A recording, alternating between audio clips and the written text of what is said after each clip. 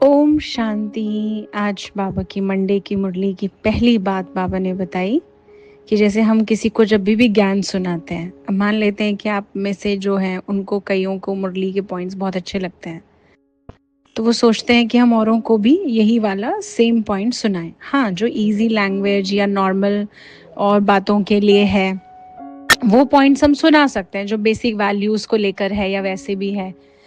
लेकिन अब कई बार ज्ञान की इतनी गहरी बातें होती हैं या जो पूरी मुरली सुनते हैं उनके लिए भी है ये, तो अब हम किसी नए को ज्ञान सुना रहे हैं तो बाबा कहते हैं कि समझाने वाले को भी होशियार होना चाहिए। ऐसा ना हो कि वो और ही नाम बदनाम कर दे, बीकेएस का नाम बदनाम कर दे।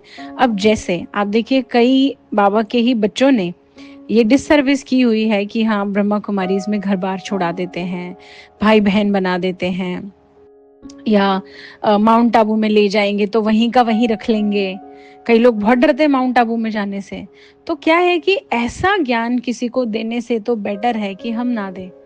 अब वो जो ये समझ के बैठे हैं कि घर बार छुड़ाते हैं या जो भी और चीज़ है, वो किसी ना किसी के थ्रू उनको दिखाई दिया है या उनके परिवार में ऐसा कोई है, जबकि बाबा का ज्ञान ऐसा नहीं है।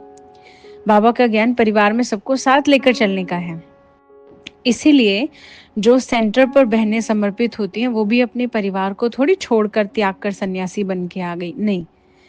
तो बाबा की यही बात है समझने की कि हमें किसी को भी ज्ञान समझाना अगर है तो इस तरीके से समझाना है कि उसकी सेवा हो, ना कि बीकेएस का नाम खराब हो।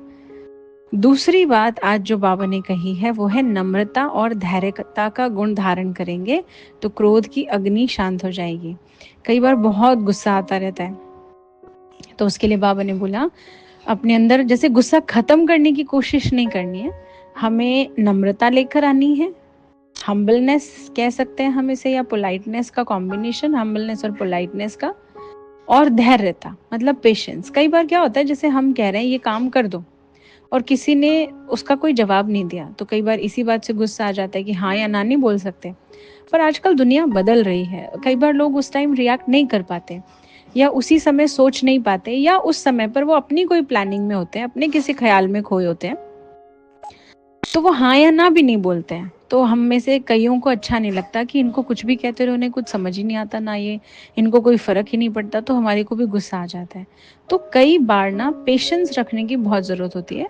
और ऐसा भी होता है बहुत सी बार कि किसी ने अगर हाँ बोल भी दिया, अब वो कर नहीं रहे उस टाइम पर। जैसे हमने बोला, किसी को घर में ही बोला या ऑफिस में ही बोला, आप ना ये सामान उठा के यहाँ रख दो या उनको दे आओ।